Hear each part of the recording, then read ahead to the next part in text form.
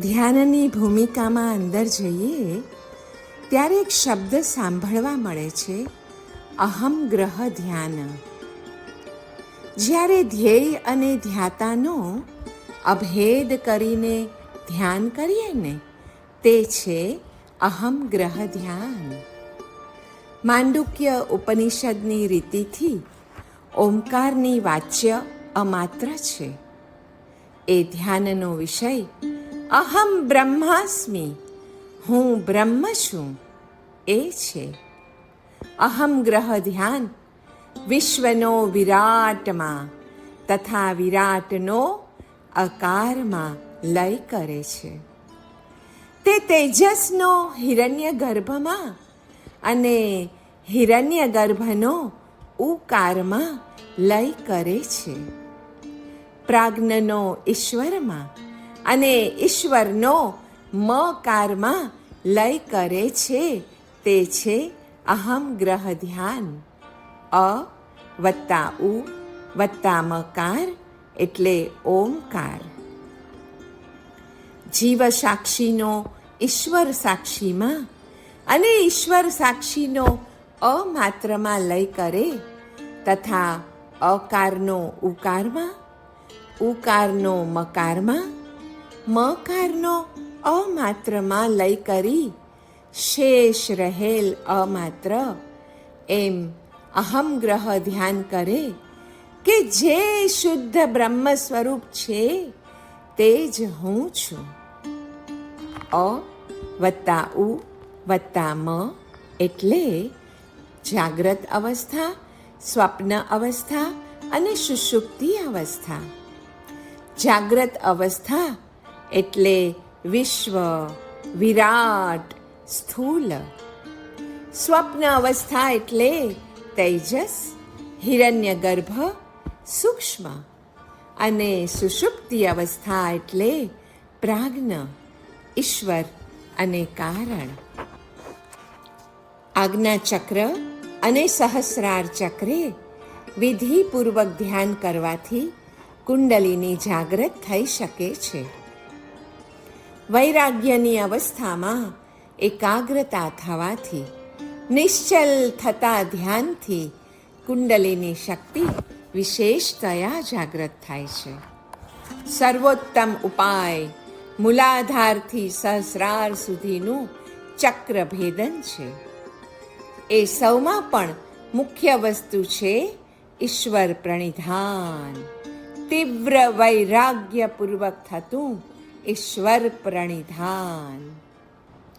સંપ્રજ્ઞાત ધ્યાનની સિદ્ધિ માટે આજ્ઞાચક્ર એ સર્વોત્તમ સ્થાન છે અને અસંપ્રજ્ઞાત ધ્યાનની સિદ્ધિ માટે બ્રહ્મરંધ્ર એ સર્વોત્તમ સ્થાન છે.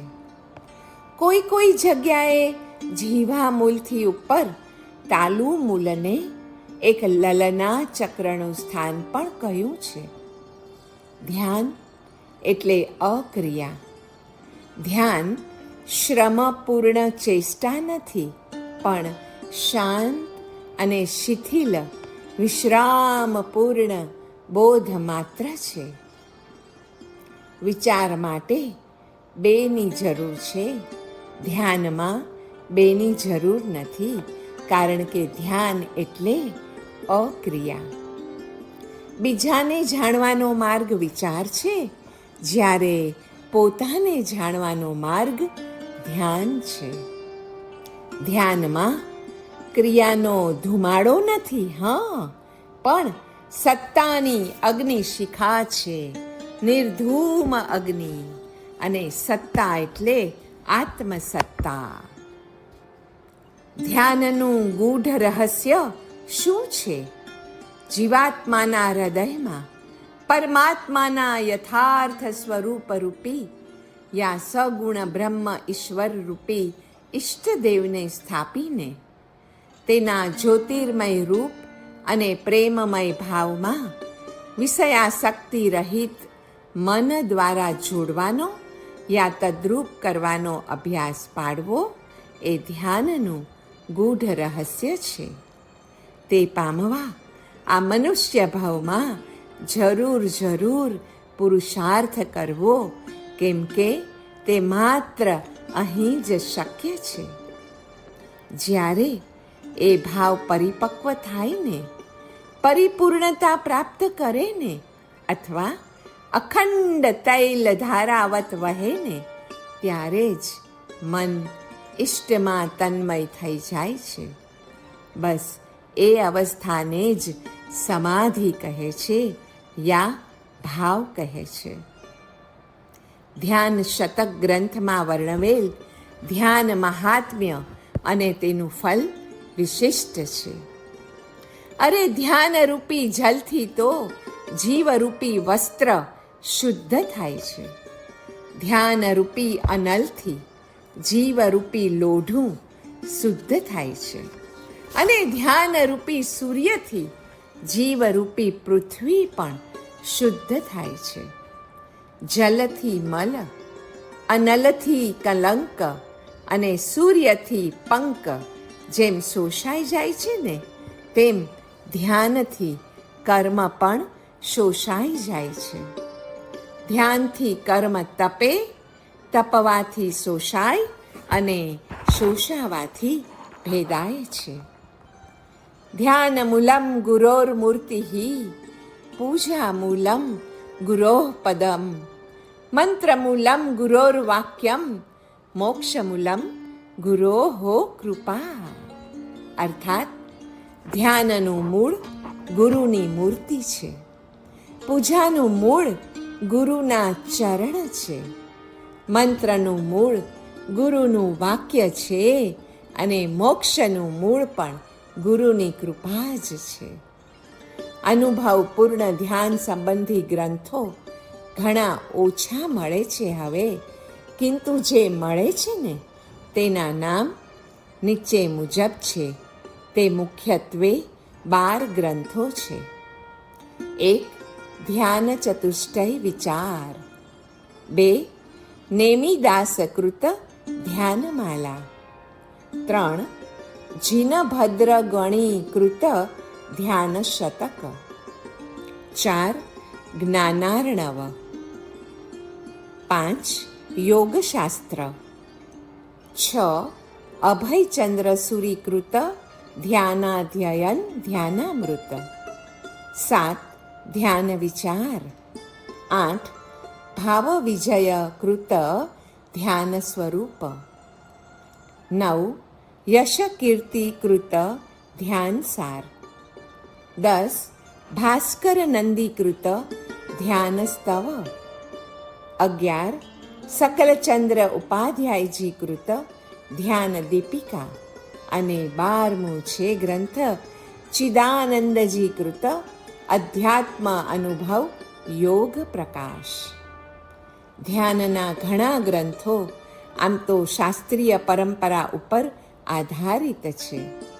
આ બધા જ શાસ્ત્રોના ગંભીર અધ્યયન સાથે ધ્યાનનો અભ્યાસ વધારવાની જૈન મુનિઓને તો મારી ખાસ વિનંતી છે. ધ્યાનમાં રત્નત્રયનું મહત્વ અનેક ગણું છે. સમ્યક દર્શનથી મન ધ્યેય તરફ એકાગ્ર થાય. સમ્યક જ્ઞાનથી ધ્યાનની શુદ્ધિ એટલે કે મલિન કાશાયિક વૃત્તિઓ દૂર થાય. અને સમ્યક ચારિત્રથી તો ધ્યાતાની પોતાની શુદ્ધિ થાય છે. વિષ્ણુ, અગ્નિ, સૂર્ય, ભ્રુમધ્ય કે પુરુષનું ધ્યાન સગુણ છે. અને સચ્ચિદાનંદ બ્રહ્મથી પોતાનું અભેદ ચિંતવન તે નિર્ગુણ ધ્યેયનું ધ્યાન છે. ધ્યાનથી કેવળ એકાગ્રતા કે કેન્દ્રિતતા જ પ્રગટે ને તે કાંઈ બસ નથી, પણ એની સાથે સાથે તટસ્થતા, સમતા, પ્રસન્નતા આદિ પણ પ્રકટવા જોઈએ. ધ્યાનથી મૌન અને મૌનથી શક્તિ વધે છે.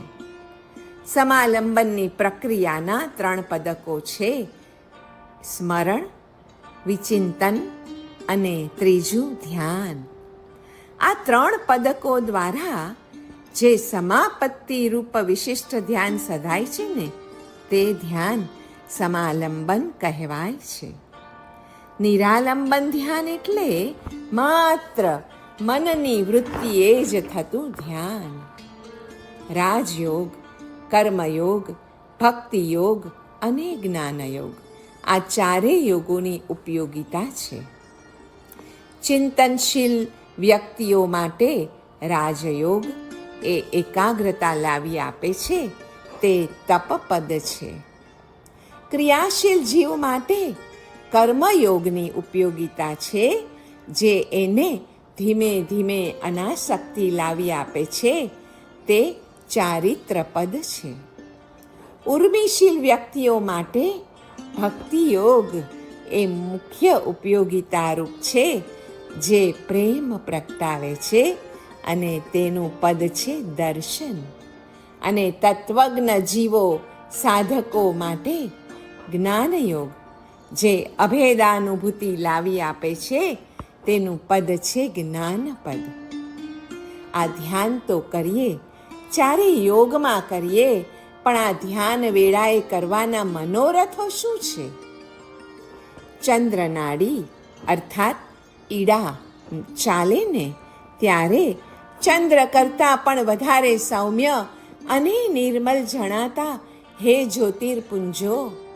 વળી સૂર્યનાડી એટલે કે પિંગલા ચાલે ને ત્યારે સૂર્યથી પણ વધારે પ્રકાશ આપનારા હે જ્યોતિર્પુંજો. અને જ્યારે સુષુમ્ણા અર્થાત મધ્ય નાડી ચાલે ને ત્યારે સ્વયંભૂ રમણ સમુદ્ર કરતાંય વધારે શાંત એવા હે જ્યોતિર્પુંજો, જે સર્વ સિદ્ધ થયા છે, તેઓ મને સિદ્ધિ આપો. આ મનોરથ ધ્યાન વેળાએ કરવાનો છે. પ્રત્યેક સદવિચારને આકાર આપવા પ્રકૃતિ મથી જ રહી છે. આપણે તો માત્ર અને માત્ર એને અનુકૂળ થવાનું છે. ધ્યાન કરવા બેસીએ ને ત્યારે પ્રથમ પ્રભુના ચરણોનું ધ્યાન કરવું, એ પછી પ્રભુના મુખકમળનું ધ્યાન કરવું, અને તે પછી પ્રભુના સર્વાંગનું ધ્યાન કરવું. ધ્યાતા, ધ્યેય, ધ્યાન, સાધક, સાધ્ય, સાધન, દ્રષ્ટા, દ્રશ્ય, દર્શન આ ત્રણેય ત્રિપુટી જ્યારે એક થાય ને ત્યારે મુક્તિ મળે છે, અને એનું જ તો નામ અદ્વૈત છે.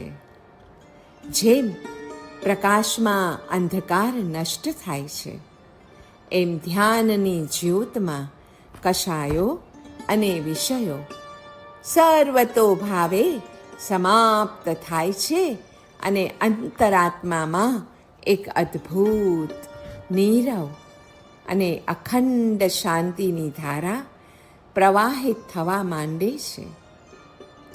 જો મનુષ્ય તટસ્થ ભાવથી પોતાને એકવાર પણ ધ્યાન મધ્યે જોઈ લે ને, અરે પોતાના મૂળ સ્વરૂપને નિરખી લે ને, તો પછી રાગ કે દ્વેષના દ્વંદ્વ રહી શકતા નથી.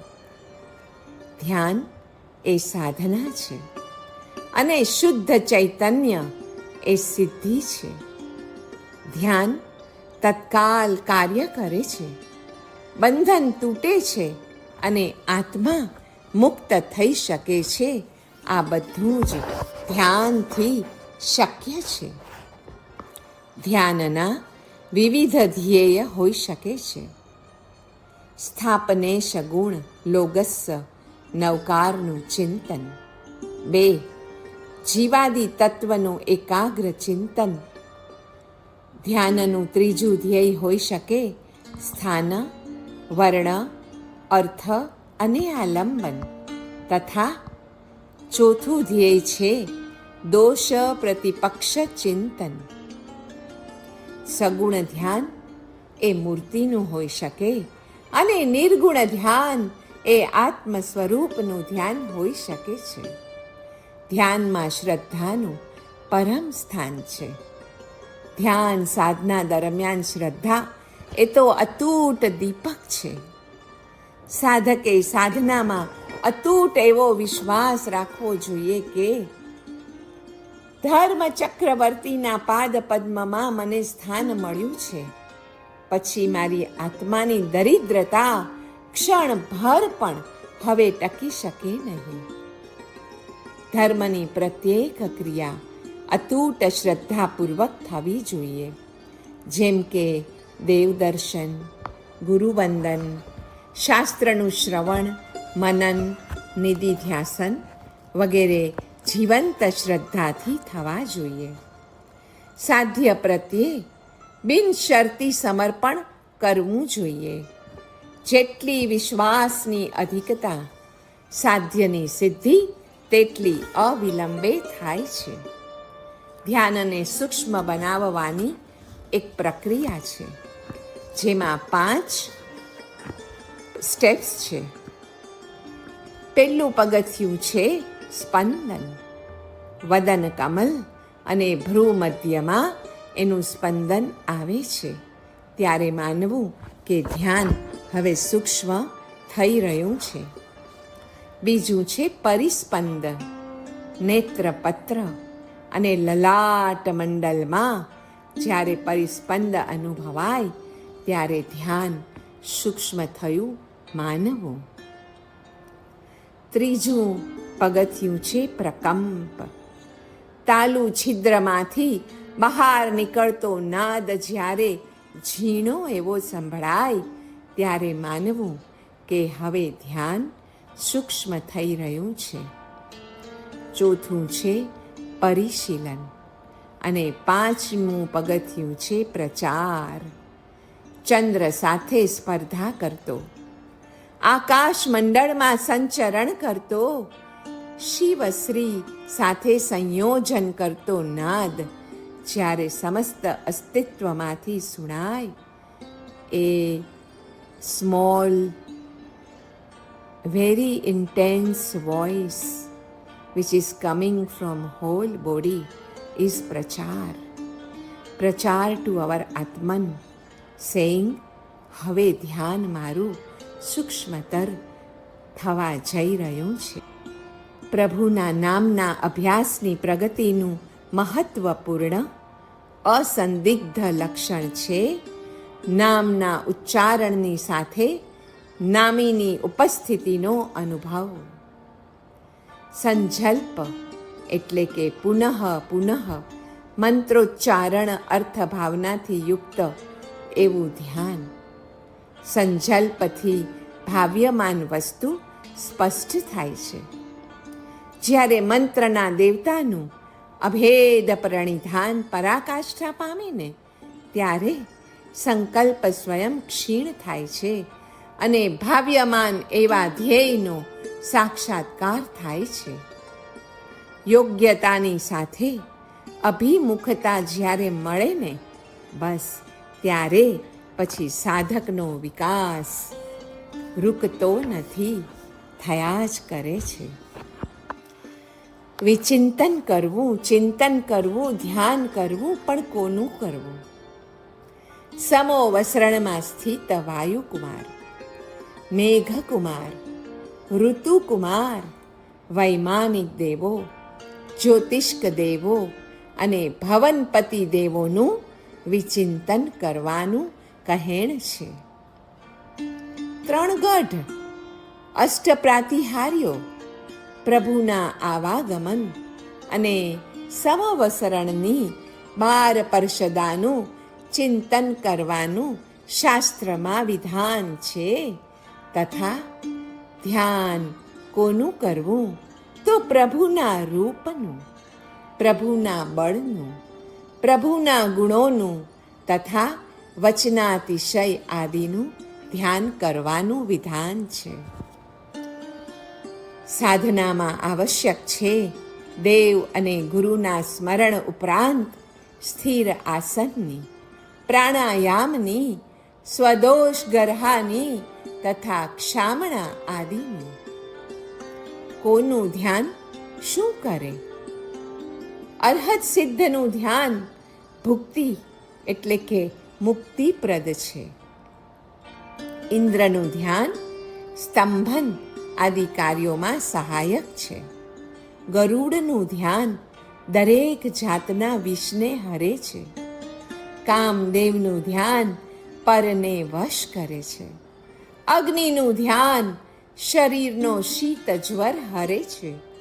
અમૃત જલનું ધ્યાન શરીરનો દાહ જ્વર હરે છે અને ક્ષીર સાગરનું ધ્યાન શાંતિ અને પુષ્ટિને કરે છે.